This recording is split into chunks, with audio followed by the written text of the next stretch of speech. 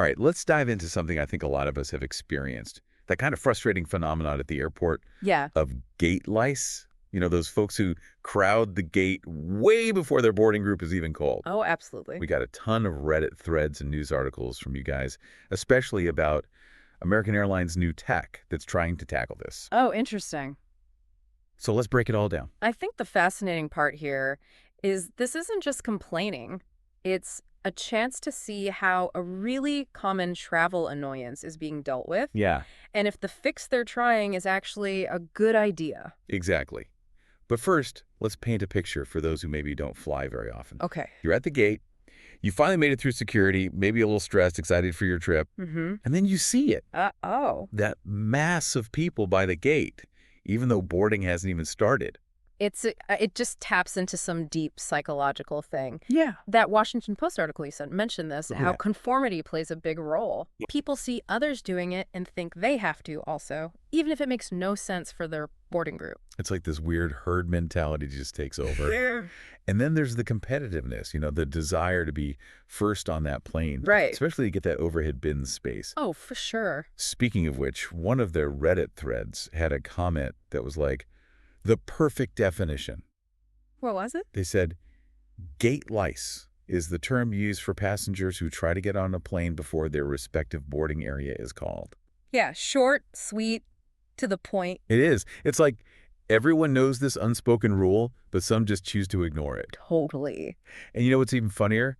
Someone on Reddit talked about how they would tease their boss, who was notorious for this. Oh, no. The boss was always in group 5, but would always line up super early. Oh, wow. And they joke about these fake FAA rules that supposedly required it. It's like using humor to cope with the absurdity. Totally. But jokes aside, that Washington Post piece actually explains the psychology really well. It's that conformity, the competitiveness, and then just that fear. Right. The fear of having to check your bag or even missing the flight. Which brings us to the overhead bin dilemma that kept coming up in those Reddit threads. Oh, yeah. People are so worried about space for their carry-on, Understandably. which honestly is often because airlines charge so much for checked bags now. You're totally right. It's like they created the problem they're now trying to solve. It is. Somebody even commented about seeing someone in first class, Really? taking up a whole overhead bin with their stuff. Oh, come on, in first class. It's like, come on, be considerate. You would think.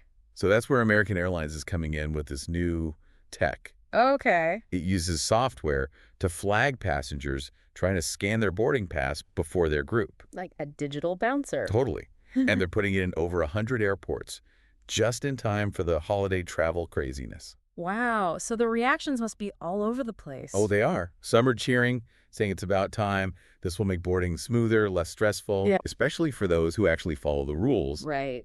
But then you have others who are really concerned. What are their concerns? They're worried about public shaming, challenges for families who are traveling together, but on separate reservations. Oh, yeah. That makes sense. And if it even addresses the real issue, which is that limited bin space. Right. Is it a fix or just hiding the problem? Exactly. Some see it as progress, others as a Band-Aid. That's what makes this so interesting to unpack. It really is. It's not a simple problem with a simple solution. Definitely not. There are good points on both sides. Absolutely. It's important to consider the good and bad. Yeah, like this tech could make boarding more orderly, less anxiety for those waiting their turn. Mm-hmm. It could even guarantee they get those boarding privileges they paid for. That's true. But then there's a potential embarrassment of being flagged by the system. Oh, yeah. What about families on different reservations trying to board together? Right. Will it create more problems for them? Good point. And some argue it doesn't solve the core problem of bin space and baggage fees. So is it really solving anything? Right. It's like putting a Band-Aid on a broken leg. Okay, before we get into other solutions people brought up, Yeah. I want to highlight some quotes that really sum up these opposing views. Okay. One person said, and I quote, "I would love to see an obnoxious sound implemented for those who try to board in the wrong group." Wow, they're definitely pro-tech. Yeah, whereas another commenter said, if the airlines policed carry-ons and the storage didn't fill up all the time, a lot of people would probably be happy to waltz on later. So putting the blame back on the airlines, That's a complexity here. it is. It's not just about passengers behaving badly. Right. It's about this whole system, passenger behavior, airline policies, airport design, how they all work together. Speaking of other solutions, one that kept popping up was free checked bags. Oh, yeah. The logic being, if people don't have to worry about fees, they'll check their bags. Less fighting for bins? Great in theory, but airlines probably won't give up that money. True, but maybe there are ways to incentivize checking bags. Like what? Discounts, rewards for those who do. Ooh, interesting. That's focusing on the positive. Exactly. You know what else I thought was interesting? Several people mentioned that Alaska Airlines seems to have less of this gate lice problem. Huh. So maybe airline culture and policies actually do have an effect. It makes you wonder what they're doing differently. Right. Is it clearer procedures, better enforcement by gate agents? Yeah. Or maybe they haven't gone as crazy with the fees, so everyone's just more chill. So what do you think? Is it all on the passengers? It's a tough Or one. do airlines play a role in this whole gate lice thing? It's definitely multifaceted, no easy answers. No. But this conversation shows something important. Air travel, for many, has become this source of stress, frustration. Yeah. It should be about excitement, exploring new places, connecting with people. Some of the comments even talked about how flying used to be enjoyable. I remember those days. Now it's just battling fees, delays, crowds. One person even shared their brother, who works for Alaska Airlines, Oh, wow. is so disillusioned with the industry, he's basically ghost quit. That's sad, but it says a lot. It does. It shows how these changes affect not just passengers, but the people working in it, too. So that brings up a big question. What is it?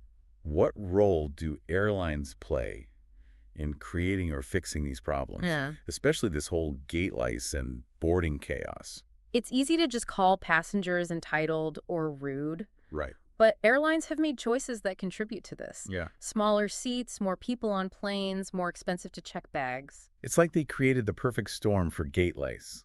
You can't just blame passengers and ignore the bigger issues. Exactly. It highlights the need for a bigger picture approach. One that considers how everything's connected. Passenger behavior, airline policies, airport design, even a little bit of psychology. One person even suggested airlines pay people to check bags. Whoa, really? Totally flipping the script. It does make you think. Maybe instead of penalties, there should be rewards for what they want to see. That's a really good point. Maybe the takeaway here is airlines need to prioritize the experience. Yeah. Just as much as efficiency and profit.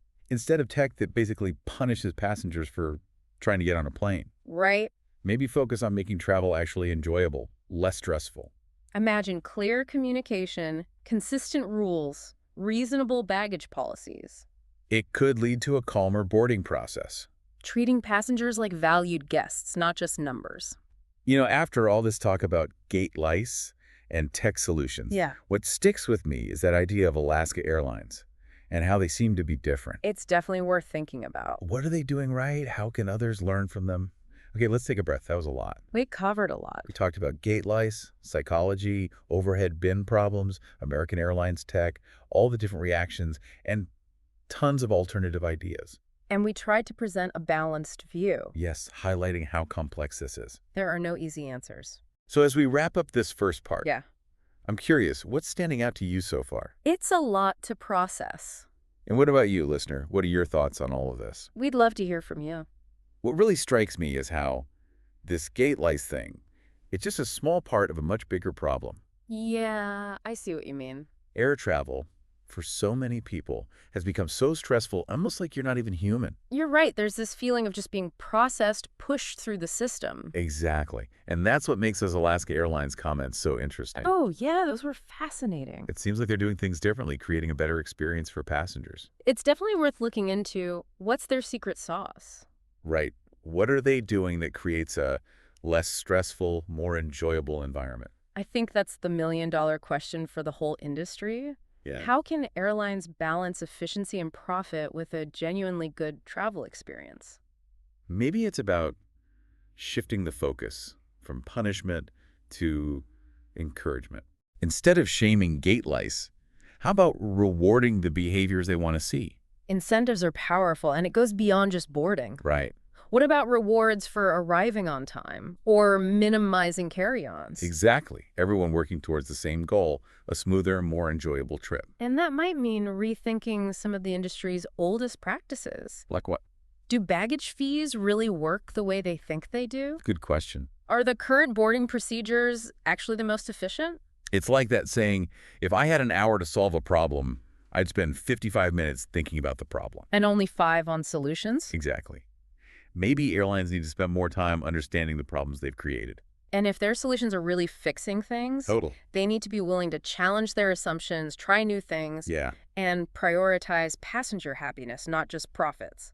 So, as we wrap up this part of our deep dive, Okay. I want to leave you, the listener, with this question. All right. What do you think is the key to a better air travel experience?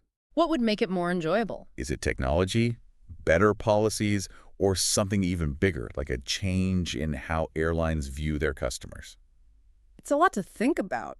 We've gone way past just gate lice, haven't we? It's true. It's like we're talking about what flying even means anymore. We're getting to the heart of it. How did it become so, I don't know, just a transaction? Yeah, not very human. And what about us, the passengers? Are we just along for the ride, or can we actually change things? That's where those alternative solutions get really interesting. All right. Remember that idea of airlines actually paying people to check bags? Oh, yeah, that was a wild one. Radical, but it totally flips the usual way of thinking. It's like they're saying, we want you to be comfortable, we want boarding to be smooth, so we'll reward choices that help everyone. Exactly. It's a win-win. And maybe that could work in other ways, too.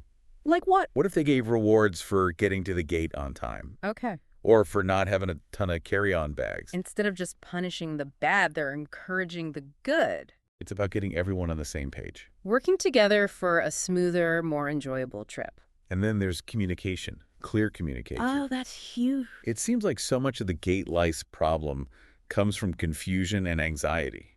Absolutely. Like if everyone knew exactly when they were boarding, And trusted the system. there wouldn't be that need to crowd the gate. Imagine clear announcements, good signs, Yeah. gate agents who actually enforce the rules the same way for everyone. And maybe even, I don't know, some entertainment before boarding. That's a cool idea. Keep people relaxed, occupied, It's about creating a calm and organized atmosphere. instead of that chaotic, competitive feeling. Treat people like guests, not just numbers. Which brings us back to Alaska Airlines. That seems to be the recurring theme. What is it they're doing that others could learn from? Is it the company culture, their training, something else? Maybe they've found a way to make both passengers and the airline happy. To have a good experience, but also be efficient? To have a system that actually works, Wouldn't that be amazing if that was the norm, not the exception? it would be fantastic. So as we wrap up this deep dive, Into gate lice, boarding craziness, and how air travel has changed. I want to leave you with a final thought. Okay. The next time you're at the airport, just take a second to watch what's happening. Okay. Think about the choices the airlines are making, Yeah. the choices other passengers are making, Mm-hmm. and ask yourself, what kind of travel experience do you want? What can we all do, even in small ways, to make it better for everyone? Thanks for joining us for this deep dive. It's been a great conversation.